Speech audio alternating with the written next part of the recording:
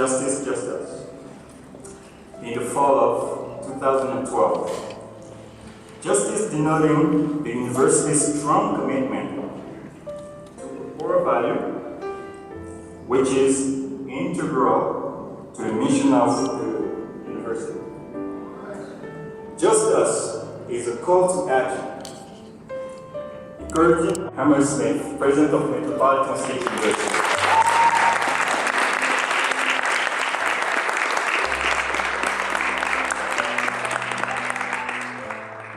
Thank you for that very, very kind introduction.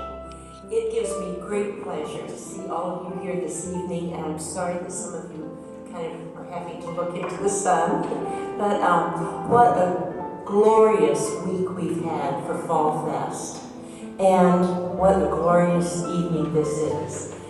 Every year, I always look forward to meeting our new student leaders and then seeing them develop over a period of time that they are with us in our various organizations and our various activities. One of the things that I'm very, very proud of here at Metropolitan State University is that in some ways we are so unlike a lot of universities. We don't have sports, we don't have fraternities and sororities. We also don't have drunk 19-year-olds doing mischief in the dormitories and so on and so forth.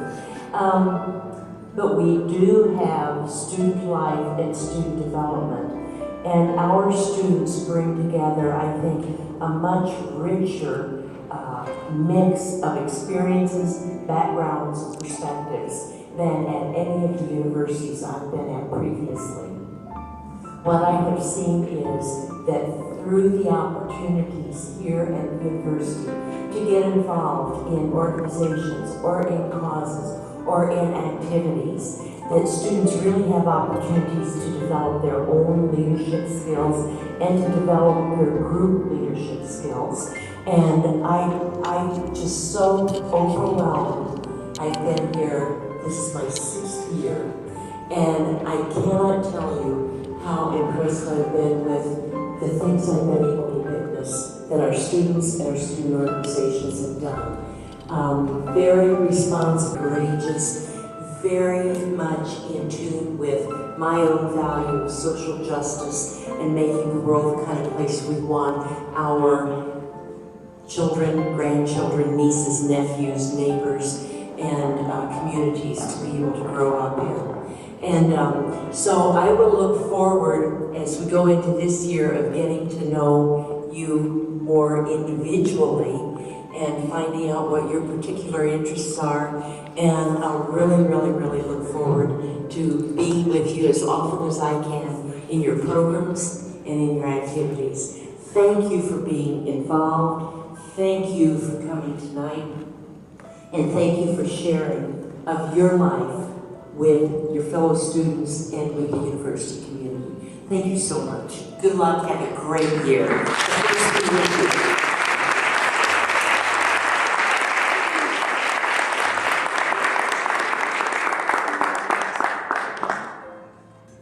We all heard it. Voice your voice. I just want to invite all of us to use a little exercise. Raise your finger. Yes. Do this. Look at it. Is it going clockwise or counterclockwise? Take it out. Look at it now. Is it clockwise or counterclockwise?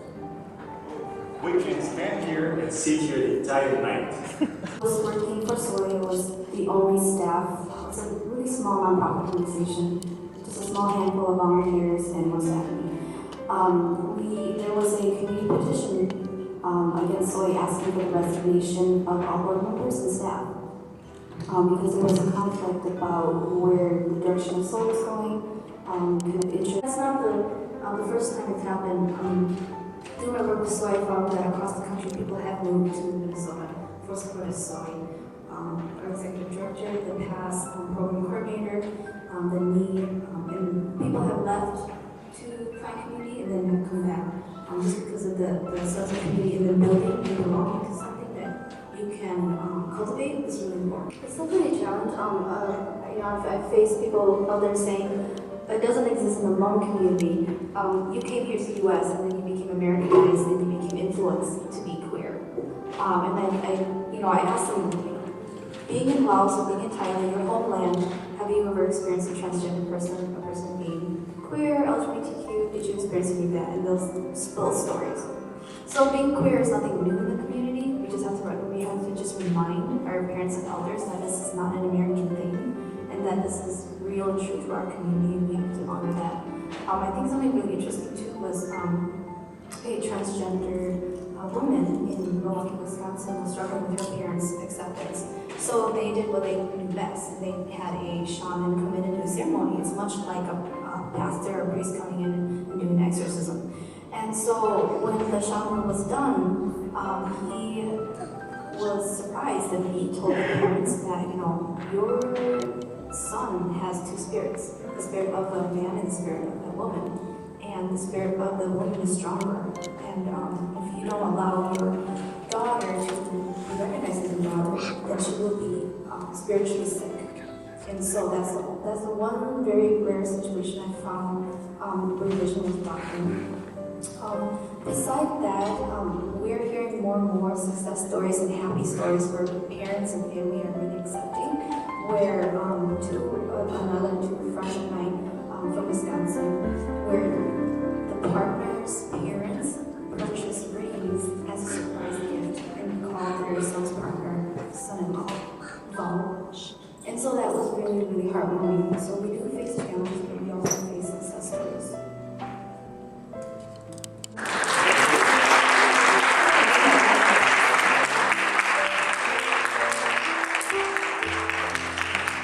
To all the student senators that we have here tonight. So if all the student senators could just stand up.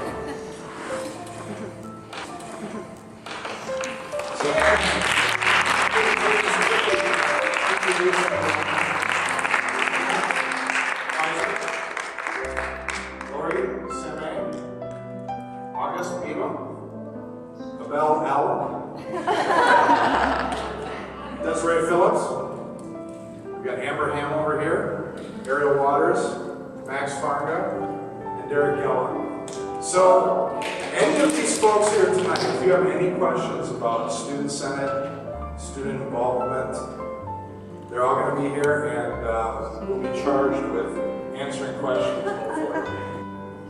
I'm the chair of the Student Activity Fee Allocation Committee, or SAPAC for short. I can say that again, this is pretty long, but you can say SAPAC. We actually make a lot of budgetary decisions, right? So every student at Metropolitan State pays $4 a credit that goes into a student activity fee pot. And the Student Activity Fee Allocation Committee allocates those funds to student organizations and departments focused on student activities and programming. I'm looking at Brett, so I am going to have my SAPAC committee stand up. There are actually a few people here. Darlene's against the wall way back there.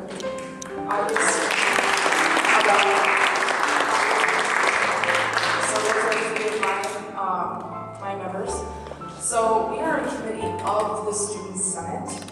So we are under the Senate bylaws, the Senate structure, but most of the participants on SAPAC are not senators.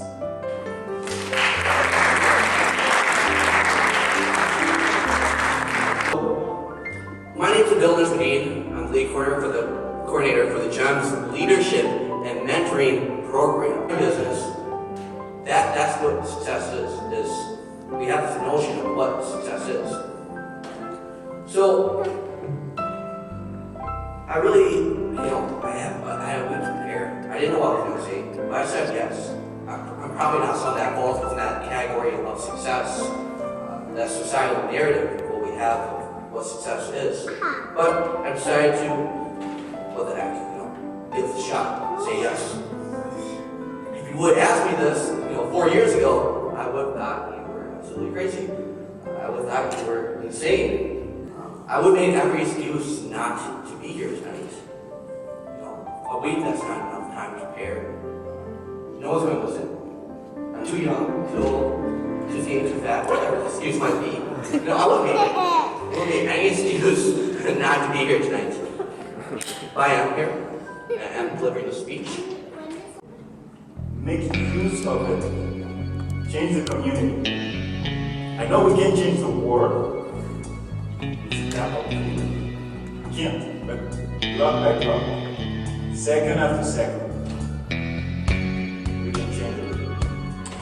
Let's think within ourselves. What should we do? Change that little thing that we turn the blind eye on. If we do that for years, we will change the world. And tonight I want to thank the Dean of Students who is among us.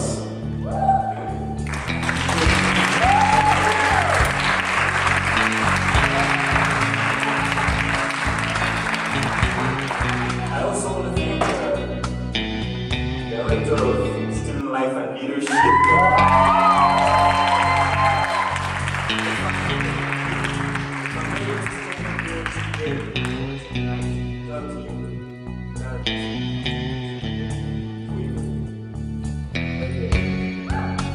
He said, you can do it, go ahead, do it. Good job. You tap on his shoulder, go ahead, do it. I want to thank Phil Führer.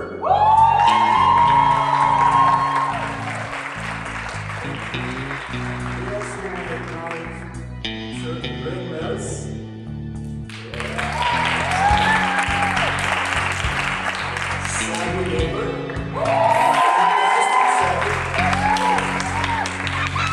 Thank you all.